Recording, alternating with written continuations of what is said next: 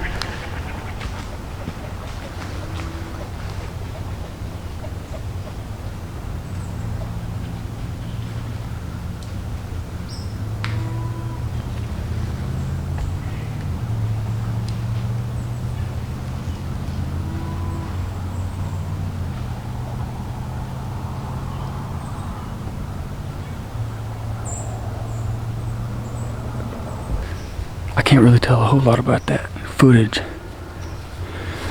but I just smoked a good buck. One that I've got on camera since Velvet at my other stand, and I caught him cruising up through here at my food plot. It's been a fun, beautiful morning. I had that spike all over me, and I filmed him like 3 different times. He walked right underneath my stand first thing, but I had this buck. I watched him back here make a scrape. I seen him cross the creek from the neighbors to us, and he come walking right up through here.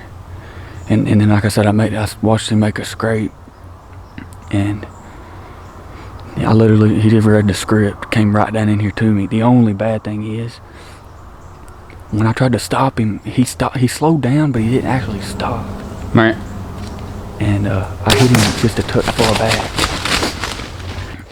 But I'm hoping, which I hit him with the rage, so it's put a hole in him. And I'm hoping that he was quartering away a little, so I'm hoping I got up in there. But I'm gonna give this deer quite a bit of time to be safe. And I'm gonna hop down here in a second and grab my arrow just to see what it looks like, because I don't really know. I don't really know what to expect with that. Like I said, I know I hit him back, but I'm hoping it came out farther forward. I didn't get shook up. I mean, I was pretty calm until right after I shot, and I was shaking like a leaf. But I don't want to distract too much stuff in here. There's a lot of does, a lot of deer, period. Anyways, like I said, I'm gonna hop down, grab my arrow, and just look right there at the impact. And I'm gonna probably climb back up here in the stand for a few minutes and see what I come up with. Well, since I talked to y'all last, I checked my arrow, and it looks pretty much just like a straight stomach liver hit. And there was liver blood everywhere, but there's also gut everywhere, stomach matter. So what I did is just to see if, because he was quartering away, I wanted to see if I maybe caught the back of a lung, and my wind was blowing perfect, so he would never smell me. I knocked an arrow and just slid no more than 50 yards down the edge of the food plot and into the edge of the woods. There's a creek right there, and I tracked the blood all the way through there, and it was just straight liver. And at that point I realized I didn't hit a lung. At least it doesn't look like it. So my best case scenario was just to back out. And my dad I had to come back to Missouri, and which I live right across the border, so it didn't take very long. And my dad's gonna meet up with me a little bit closer, and he's gonna go with me, and Lord willing, we're gonna track this deer, and hopefully he's died in a bed real close. And I don't think I pushed him, and I hope nothing else has pushed him, and Lord willing, we go right in there and track him up, and he's laying dead in the bed within 100 yards. So that's what I'm hoping for. I'm saying a little bit of a prayer, and the Lord hopefully will bless me, and maybe we'll find this buck. Well, as you can tell, that last interview, and then going into this one, I didn't end up finding the buck. Just like I said in that interview, I found out that I gut shot him, and that I maybe caught the back of the liver, or something coming off of the liver. And anyways, I tracked him for a good ways. Me and my dad ended up not finding any beds, no blood, so we gave up eventually. And man, you talk about a heartbreaker. It just sucked really, because my season had been pretty tough already. I even started it out, to tell you for reference, opening day that year, I had a branch fall out of the tree as I was climbing down, and my bow was laying on the ground, and it fell on top of my bow, and it broke almost every arrow out of my quiver and my quiver. Luckily it didn't hurt my bow, but from then on I knew that season was going to be pretty tough. It just started out on a bad way. So whenever this happened, it hit hard. Man, it hit hard. I got depressed even. If you've ever experienced anything like this, it can be depressing, and it can just change your whole mindset up. And I did learn the lesson of not shooting at a deer walking again. I tried stopping him, but during the rut, it's hard sometimes when the buck gets up and gets to cruising looking for does. I wish I would have tried other methods or got louder or did whatever it took, because it ended up costing me finding this deer. But that leads me to my next lesson also. I ended up learning to persevere through the tough times, because this story has a crazy ending. Because I ended up not finding this buck, but quite a while later, I was hunting, and my cousin lived on the property that I hunt, where I park my truck, and I seen this buck sitting up in a tree limb whenever I come up. Turns out him and his wife had went walking one day, walking the creek bottom. The creek that I didn't search, or I did search the backside of the property where the creek is, but there's a finger that runs off of that creek toward the county highway, and they just went walking that creek one day, and about a quarter mile down the creek, they found him just laying there. And he was nice enough to let me have him back after I told him my story. I even showed him the picture of me shooting him and stuff. And luckily, like I said, he was gracious enough to let me have him. Slapped a tag on him, and the rest is history. I got him here on my wall. As you can tell, the squirrels kind of got to him down here around the river bottom. The sheds, nothing lasts very long because squirrels get them fast. But I kind of think it's pretty cool to have his front of his nose missing, because looking at this buck is a constant reminder of that story to me. I always remember that it was so bad, so low, but it ended on a high note. I got closure on this story, and I know it's not ideal. I would have loved to have my hands on that buck. I'd have loved to get the meat from him, because we owe every animal we shoot the most that we can give them. And I feel bad that I fell short of that, and that I didn't end up getting him. But I'm thankful that I did get his head, that I am able to make this video, that I am able to share the lessons that I learned from it, because I don't want to repeat them again, except for the low part. Because as a hunter, you're going to go through lows.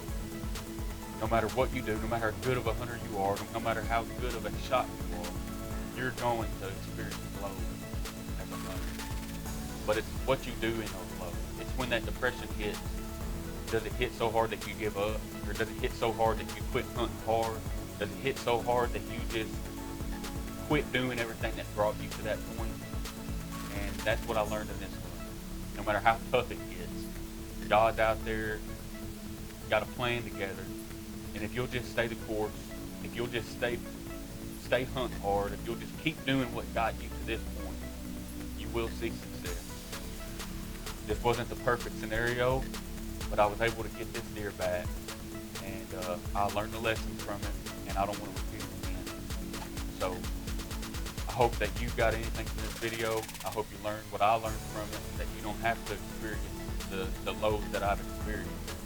But when you do experience your lows, you can persevere through them, because that's what matters. And I hope that you learned that. So I hope you enjoyed the hunt. I know it's a little bit of a different kind of a hunt than we shared, but I did want to get this out there and share my hunt, share my experience with y'all, and just let this story of this buck be known, because I at least owe him that one. And I hope that everybody has a safe fall this fall while you're hunting, that there's no accidents, that you don't have to experience too bad of lows, that you kill some giants, that you have some awesome hunts, that you share them on YouTube, and that I can come back full circle and watch your hunt. Subscribe to your channel. And we'll see y'all next time. This is Riverbend Bow Hunt.